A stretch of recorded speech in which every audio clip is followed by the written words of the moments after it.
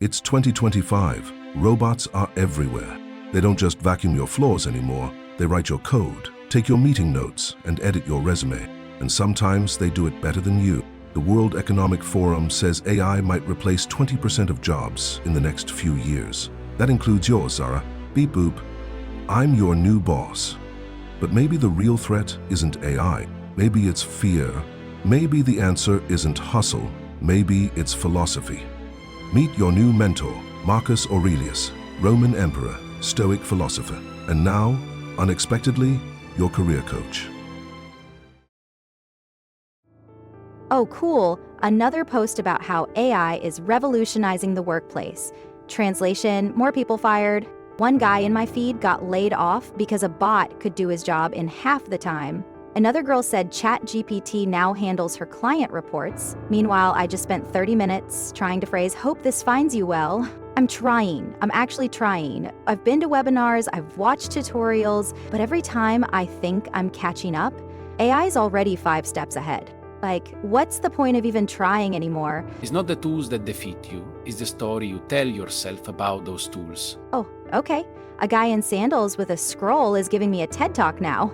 I am Marcus Aurelius. I once led Rome through plague and war. What you face now is not a monster, it's a mirror. It reflects your fear of being left behind. Yeah, because I am being left behind. AI doesn't overthink. It doesn't procrastinate. It doesn't spiral at 2 a.m. wondering if it's good enough. But AI also isn't create souls. It doesn't wonder or hope or doubt and then create anyway. That's what makes your work human. It's not your job to be faster. It's your job to be more you. That sounds poetic, but when rents due, poetry doesn't help. Neither does panic. A mind in chaos cannot create, but a steady mind, that's where transformation begins. So you're saying the fear is worse than the threat? The threat is real, but fear multiplies it. Fear tells you are already finished. Wisdom reminds you you're just beginning. Okay, fine. Let's say I stop panicking. Now what? Because it's not just about writers losing jobs. AI's designing logos, planning marketing campaigns, editing reels, stuff I actually do, stuff I used to feel proud of. Now I just feel like a slower, sadder version of a robot. I can't work 24/7. I need breaks. I get distracted. AI doesn't need self-care. I do. You're not meant to act like a machine. You're meant to be human. AI is a tool. The question is, how will you use it? Use it? I barely even understand it. Everyone else seems 2 steps ahead. People on LinkedIn are already AI consultants, and I'm over here Googling, what is a prompt? Comparison poisons the soul. You do not grow by staring at others. You grow by tending to your own roots. But I feel like I'm always behind. Like every update, every new tool is just another reminder that I'm replaceable.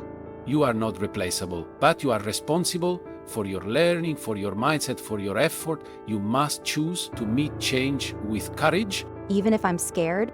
Especially if you are scared. Courage is not the absence of fear. It is the decision to move forward anyway.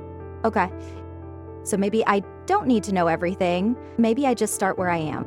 Yes, one tool, one habit, one choice, then another. This is how resilience is built. Right. One small win at a time. Even if I have to Google half of it. Google with intention, grow with patience, ask for help without shame. No one climbs alone. There are 3 habits that will protect your peace and sharpen your power.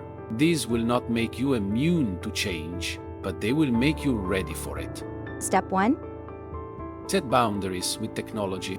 Like screen time limits? Yes, your brain is not designed to be on call. If you are always reachable, you are never really present. But what if I miss something important? You will miss everything important if your attention is always divided. Silence is where ideas are born. Stillness is where your mind resets. So I'm allowed to log off? You must. Burnout is not a badge of honor, it is a warning sign. Your value is not measured in how fast you reply to Slack. Okay, step 2? Commit to small daily learning. not big leaps, tiny steps. I always feel like I'm late to the AI party. Late is a lie. The party's just beginning. Every new skill you learn is a door. Open one, then the next. Mastery comes from momentum. So, like, one short tutorial a day? Yes, and not just for skill, but for confidence. Each small win reminds you you are capable. Even if I don't feel smart enough yet? You become smart by staying curious and showing up, even on the hard days. Okay, what's the third step? Build real relationships. Invest in human connection. Wait, I thought this was a video about AI. It is, but the thing AI will never do is care. It can answer, but it cannot feel. Your network, your empathy, your story, those are the edges AI cannot copy. So, coffee chats aren't just small talk? They're opportunities. Trust is built through presence, support flows through relationships. People remember how you made them feel. So if I show up, ask questions, give value, that matters? More than metrics. In an automated world, people crave what's real. Okay, I'll reach out, even if it feels awkward. Courage is rarely comfortable, but it's always worth it. The robots are getting smarter. The world is shifting fast. Workplaces are changing, roles are blending. Some tasks are disappearing, but others are being born. But you're not just another piece in the machine. You're not here to compete with artificial intelligence. You are creative. You are adaptable. You can think for yourself, connect deeply, and evolve with purpose. And that's something no algorithm can replicate. You have power over your mind, not outside events. Realize this and you will find strength. So when you feel overwhelmed, when the future feels uncertain, don't freeze. Don't numb out by scrolling for hours. Don't silence your fear. Listen to what it's telling you. It's not a weakness. It's your call to grow. Pause, breathe, reflect, then ask yourself, what's one small step I can take today? Because progress isn't always loud. Sometimes it looks like turning off your phone. Sometimes it looks like I'm finally watching that tutorial. Sometimes it's just saying, I'm willing to keep trying. Okay, I'm not behind, I'm becoming. And that actually feels good. The future won't be won by those who move the fastest. It will be shaped by those who stay the most human. So lean in, stay curious, keep growing. Now, we want to hear from you. What's one thing about AI that worries you the most right now?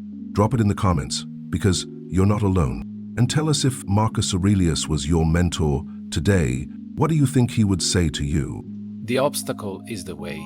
Let it shape you, not into who you were, but into who you're meant to become.